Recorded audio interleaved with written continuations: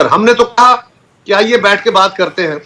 आपको याद होगा, नहीं तो मैं आपको याद कराता हूं, जिस दिन इलेक्शन होता है, इलेक्शन के तीसरे दिन हमारी सीसीओ, चौथे दिन हमारी सेंट्रल एग्जीक्यूटिव कमेटी की मीटिंग होती है, 2 दिन चलती है इस्लामाबाद में। पहले दिन की मीटिंग में हमने तय किया कि सियासी जमातों के साथ डायलॉग करना चाहिए और वे फॉरवर्ड डिजाइन करना चाहिए, रास्ते निकालने चाहिए। हमने बड़ी मुश्किल से बहस करके अपनी सीसी में यह बात अप्रूव कराई और शाम को एक कमेटी अनाउंस कर दी। अगले दिन सुबह सुबह खान साहब ने अपने वकील साहब के जरिए बयान दिलवा दिया कि इन 3 जमातों से तो कोई बात नहीं होगी। सर, अब भी at this point in time peoples party क्योंकि ट्रेरी बेंचेस पे बैठी हुई है, क्या पीपल्स पार्टी का दरवाजा पीटीआई के लिए खुला है? पीपल्स पार्टी का दरवाजा पीटीआई के हर उस रुकन के लिए खुला है जो किसी केस में मुलव्वस नहीं है, बिल्कुल खुला। क्या किसी भी लेवल पे पीटीआई से बात कर सकती है पीपल्स पार्टी?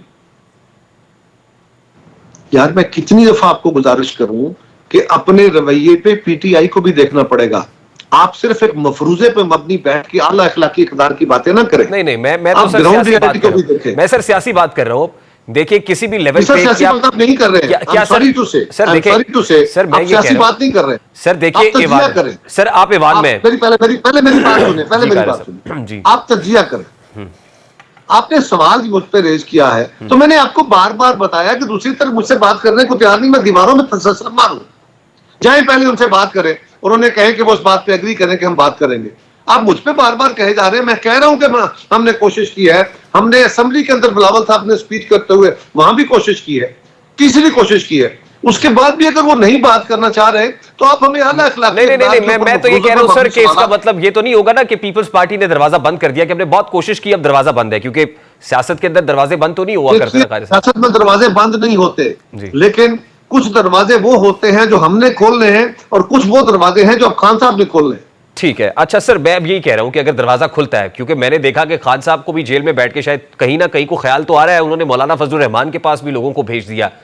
अगर ऐसा होता है और पीपल्स पार्टी का दरवाजा भी खुला है, तो जैसे पीपल्स पार्टी ने पीडीएम के साथ मिलकर वोट ऑफ नो कॉन्फिडेंस में साथ दिया, तो यहां भी तहरीक इंसाफ के साथ मिलकर भी इस हुकूमत के खिलाफ को वोट ऑफ नो कॉन्फिडेंस भी आ सकती है। कायरा साहब, आप इस मुल्क पे और इस हुकूमत पे मेहरबानी नहीं करते कि अभी ये हुकूमत बनी नहीं है, अभी इसकी वजारत नहीं मुकम्मल हुई और आपने ये सवाल खड़े करने शुरू कर दिए हैं कि इस हुकूमत को छोड़ो और इसको चलता करो, इसको गिराओ और नई हुकूमत बनाओ। यार ये क्या आप क्या कर रहे हैं? कायरा साहब, वैसे मेहरबानी तो आप भी इस हुकूमत पे करते सर, मेहरबानी तो आप भी करते कि फेडरल कैबिनेट में बैठ जाते हुकूमत पे, इससे बड़ी मेहरबानी क्या होनी थी?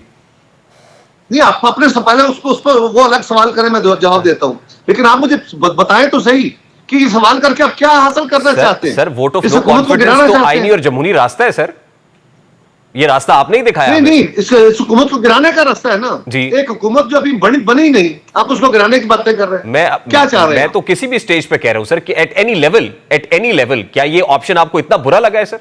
मेरे ये मफरूजे किसी वक्त पे कब बात करते हैं, कबल अज वक्त इस तरह की बातें, और वो भी इंतहाई अजीब से मफरूजे कि हुकूमत चली। हमारे पास क्या ऑप्शन है इस मुल्क में इस वक्त? क्या ऑप्शन है कि इस हुकूमत को गिरा दे तो क्या करें? नए इंतखाब कराने हैं, उस कराने से बेहतरी आ जाएगी। यार मेहरबानी करें, आप सब लोग भी समझे। अच्छा कायरा साहब, lastly and very quickly sir, if you please allow me to ask कि पीडीएम में ऑब्वियसली सिविलियन सुप्रीमेसी की जंग लड़ी ना, एक 26 नुकाती चार्टर था, जब आप इसका हिस्सा थे, फिर पीपल्स पार्टी अलहदा हो गई, फिर पीडीएम हुकूमत आ गई, मौलाना फजलुर रहमान आज इस हुकूमत का हिस्सा नहीं है, वो एंटी इस्टेब्लिशमेंट नैरेटिव लिए हुए हैं और आप सुन रहे हैं, फिर एमएल वली खान साहब, बीएनपी मैंगल के अख्तर जान मैंगल और दीगर पार्टीज, इवन महमूद खान अचकजई और ये सब। सर क्या ये इस्टेब्लिशमेंट का रोल हमारी सियासत में ज्यादा हो गया है, बढ़ गया है, जो कम होना चाहिए था, बावजूद इसके कि इस्टेब्लिशमेंट कह चुकी थी कि हम न्यूट्रल हो गए हैं? उसके बाद क्या हुआ ऐसा, और क्या वाकई ये तासुर दुरुस्त है कि रोल बहुत ज्यादा हो गया?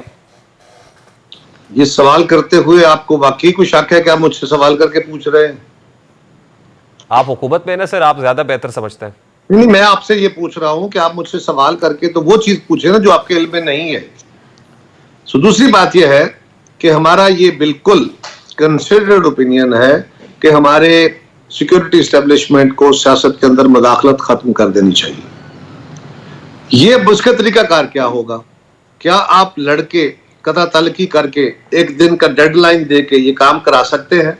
हम बहुत दफा करके देख चुके हैं।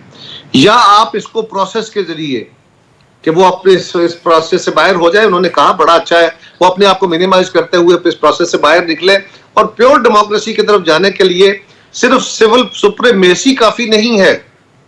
मुझे और आपको, पहला काम मेरा है, फिर आपका है, सियासतदानों को, मीडिया को, हमारी मजहबी लीडरशिप को, हमारे असातिज़ा को, इस सोसाइटी के दीगर लीडरशिप को, कई तरह की लीडरशिप होती है, उन सब ने मिलके इस मुल्क के अंदर एक ऐसी फिजा तश्कील देनी है, ऐसा मुआशरा तश्कील देने की कोशिश करनी है जहां पे लोगों के अंदर टॉलरेंस पैदा हो, डेमोक्रेटिक टेंडेंसीज मजबूत हो, तब जाके हम अपनी परफॉर्मेंस को ठीक करेंगे और जो बाकी इदारे हैं वो अपने आप को आइन और कानून के ताबे और सिविल सुप्रीमेसी के नीचे लेके आए।